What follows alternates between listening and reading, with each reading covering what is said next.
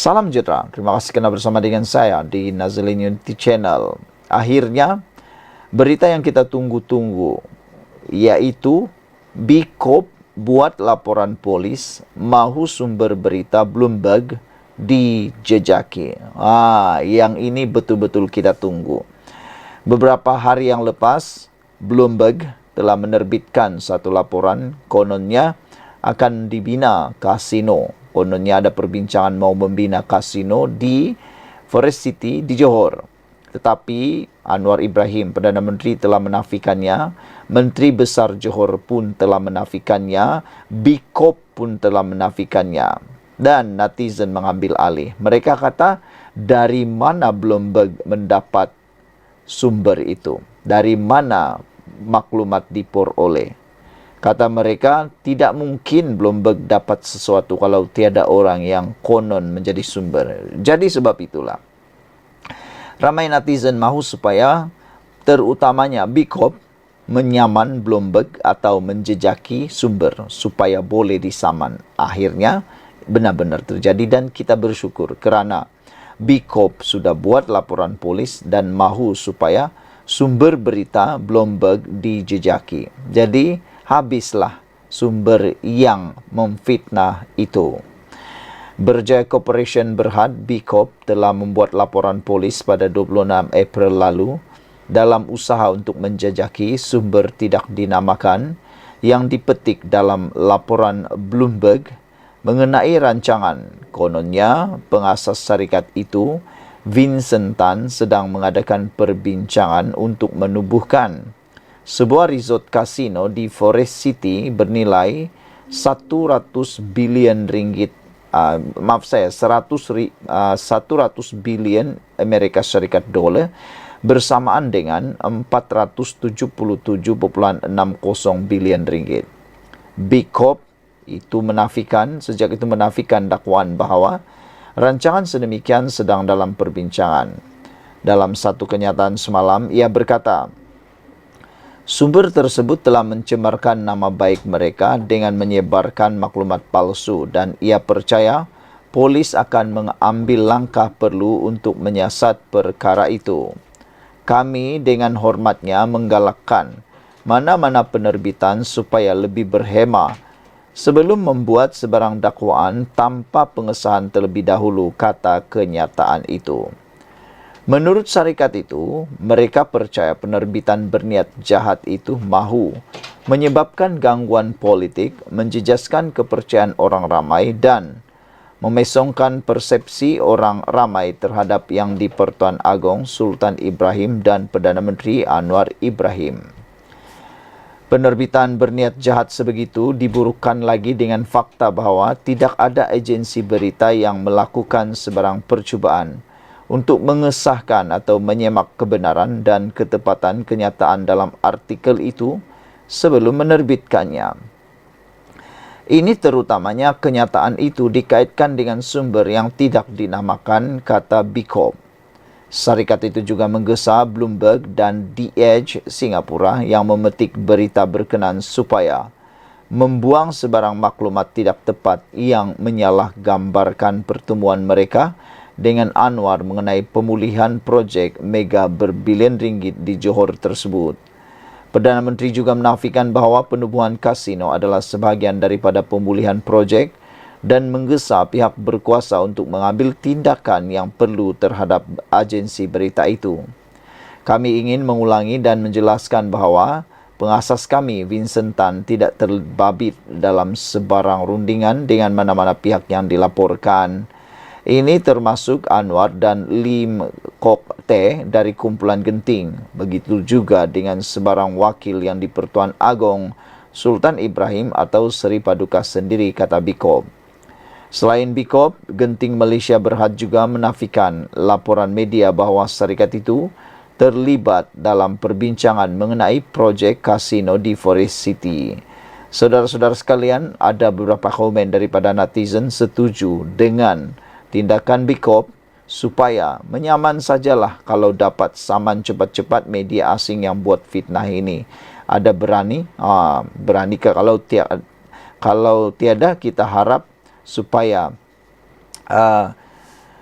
kaki sumber yang tidak tepat itu dapat dijejaki. Sekian dulu untuk kali ini, ikuti terus lepas ini. Salam sejahtera, terima kasih karena bersama dengan saya di Nazilin Unity Channel. Saudara-saudara sekalian, hari ini kita digemparkan dengan penangkapan kepada terhadap Cikgu Bad. Rupa-rupanya ini sebab doktor pula Cikgu Bad ditangkap dan didakwa. Cikgu Bad didakwa memfitnah, merosakkan nama baik Agong. Ini sebabnya bukan saja kerana hantaran tentang isu kasino, tetapi dakwaan ini atas didakwa memfitnah, merosakkan nama baik Agong. Ahli Jawatan Kuasa Penerangan Bersatu Badrul Hisham Sarin atau lebih dikenali sebagai Cikgu Bad mengaku tidak bersalah atas dua tuduhan memfitnah dan menghasut untuk merosakkan nama baik yang di-Pertuan Agong. Badrul Hisham, 45 tahun, membuat pernyataan itu sejurus pertuduhan dikemukakan terhadapnya di hadapan Hakim Mahkamah Session Siti Aminah Ghazali. Saya faham tidak mengaku salah, katanya. Mengikut pertuduhan pertama, beliau didakwa mengeluarkan kenyataan fitnah di mana beliau mempunyai sebab untuk percaya bahawa ia akan merosakkan nama baik yang di-Pertuan Agong. Kesalahan didakwa dilakukan di Istana Negara jam 6 petang pada 22 Januari lalu mengikut Seksyen 500 Kanun Keseksaan KK yang membawa kepada hukuman penjara hingga 2 tahun atau denda atau kedua-duanya sekali jika disabit kesalahan. Cikgu Bad juga berdepan tuduhan membuat penerbitan menghasut di Taman Bukit Ceras di sini jam 12.15 tengah hari 6 April lalu. Pendakwaan mengikut perenggan 4 dalam kurungan 1 kurungan C Akta Hasutan 1948 Akta 15 yang boleh dihukum di bawah subsection 4 dalam kurungan 1 Akta sama yang memperuntukkan denda tidak lebih RM5.000 atau penjara maksimum 3 tahun atau kedua-duanya. Susulan pengakuan tidak bersalah itu, Timbalan Pendakwa Raya Said Faisal Said Amir mencadangkan jaminan RM20.000 kepada Cikgu Bad bagi setiap tuduhan dengan seorang penjamin. Mahkamah kemudian membenarkan jaminan RM20.000 dengan seorang penjamin bagi kedua-dua pertuduhan, namun menolak cadangan perintah larangan dimohon pihak pendakwaan. Sebutan semula kes ditetapkan pada 27 Mei ini. Dan sebelum itu, kita juga digemparkan dengan berita Cikgu Bad bergari dibawa ke mahkamah. Cikgu Bad dilihat tiba di Mahkamah Session pada jam 9.20 pagi tadi bagi menghadapi 2 pertuduhan kes memfitnah dan menghasut. Ahli Jawatan Kuasa Penerangan Bersatu itu antara lain didakwa mengaitkan menggunakan nama yang di-Pertuan Agong Sultan Ibrahim serta isu kekemat baru-baru ini. Badrul Hisham, 46 tahun, yang memakai baju warna Melayu berwarna hijau dibawa oleh pihak polis ke mahkamah dalam keadaan bergaring. Assalamualaikum, selamat Hari Raya, kata beliau kepada pengamal media. Semalam peguam bela Cikgu Bad, Rafiq Rashid Ali, berkata, anak guamnya itu akan berdepan pertuduhan mengeluarkan kenyataan memfitnah dan menghasut. Menerusi hantaran Badrul di Facebook, beliau menyindir Perdana Menteri Datuk Seri Anwar Ibrahim mengenai hub kewangan yang akan dibina di Forest City. Sekian dulu untuk kali ini. Jangan lupa tinggalkan komen anda. Ikuti terus ulasan selepas ini. Salam sejahtera. Terima kasih karena bersama dengan saya di Nazilin Unity Channel. Saudara-saudara sekalian, beberapa jam selepas calon pilihan raya PRK, pilihan raya kecil di Kuala Kubu Bahru, calon Pakatan Harapan dicabar oleh PAS untuk mengemukakan keputusan akademik beliau yaitu SPM dan yang sewaktu dengannya. Tanpa menunggu masa, calon PH ini tayang keputusan akademiknya yang membuat ramai orang terngangah, tak mampu berkata apa-apa, bahkan menimbulkan kemaluan sendiri. Cuba nak malukan orang, akhirnya dapat malu sendiri. Lihatlah, cuba nak malukan calon Pakatan Harapan, sendiri yang dapat malu. Sebelum itu, juga tular di media sosial sekarang ini ialah kalimat seorang penyokong Perikatan Nasional yang menarik perhatian di media sosial. Sekejap dia jadi penyokong PH, sekejap dia jadi penyokong PN, dan sekejap pula kata ini kata itu. Akhirnya kedapatan dia adalah penyokong Perikatan Nasional. Dan kita teruskan dengan cabaran oleh PAS terhadap calon Pakatan Harapan ini.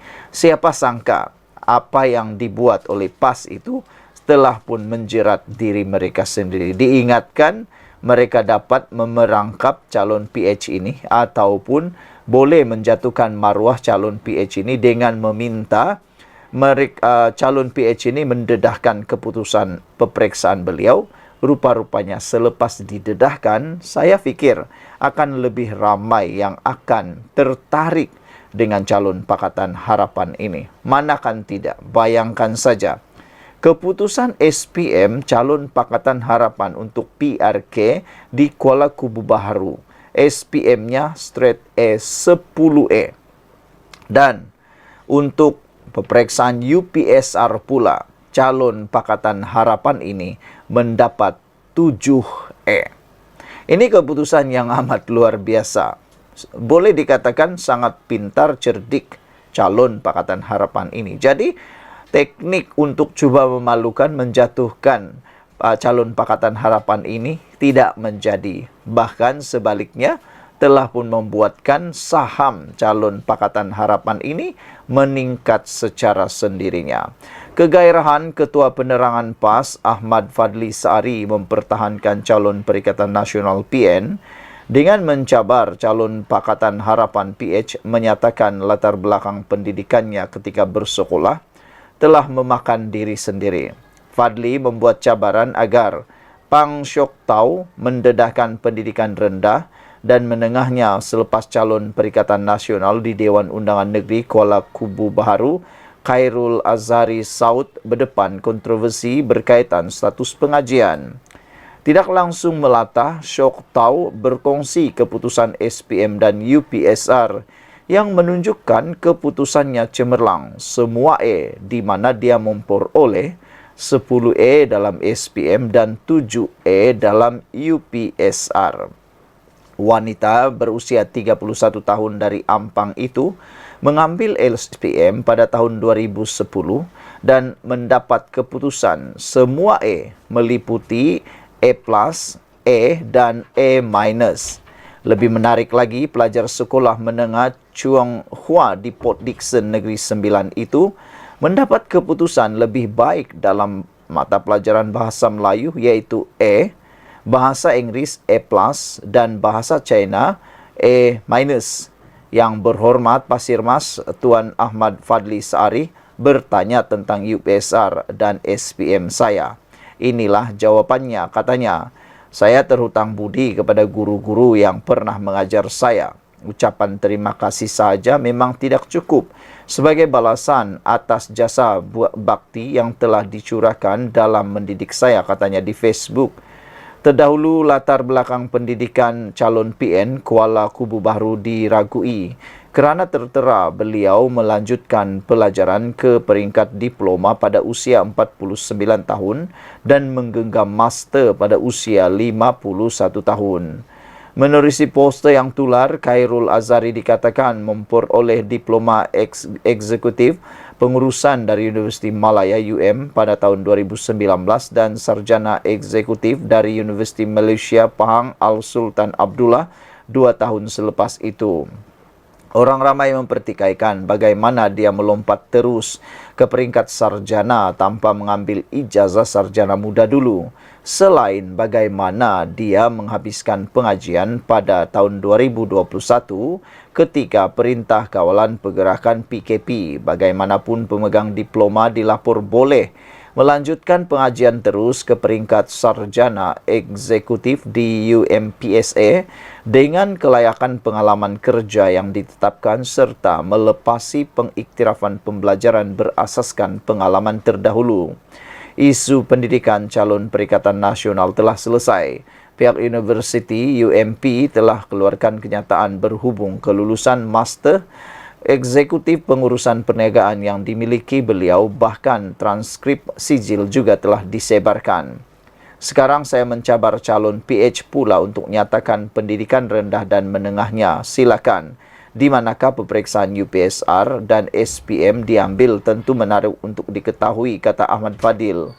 Dewan Undangan Negeri Kuala Kubu Baharu menyaksikan pertembungan 4 penjuru antara Sok Tep, Khairul Hafiza Zainuddin dan Nyo Kizen bebas. Kuala Kubu Baharu dikenali sebagai kerusi campuran dengan pecahan pengundi Melayu 46%, Cina 30%, India 18% dan lain-lain 6%. Saudara-saudara sekalian, yang agak memalukan ialah tindakan kegairahan Ketua Penerangan PAS Ahmad Fadli Saari mempertahankan calon Perikatan Nasional dengan mencabar calon Pakatan Harapan, menyatakan latar belakang pendidikannya ketika bersekolah ternyata telah memakan diri sendiri. Dan secara kesimpulannya, rumusannya, disangkakan cabaran itu boleh menjatuhkan maruah atau boleh menjatuhkan nilai saham calon Pakatan Harapan itu. Rupa-rupanya bukan saja ianya gagal menjatuhkan nilai saham calon Pakatan Harapan, bahkan secara tidak sengajanya, tidak langsungnya, calon Pakatan Harapan telah meningkat sahamnya. Siapa sangka? Disangka mampu memalukan, tapi lain pula jadinya. Bayangkan sajalah keputusan yang dipaparkan jauh daripada pemikiran biasa manusia, yaitu mencapai SPM 10E dan UPSR 7E. Sekian dulu untuk kali ini. Jangan lupa ikuti terus ulasan daripada channel ini dan tekan butang subscribe. Tinggalkan komen Anda. Kita jumpa lagi. Bye-bye.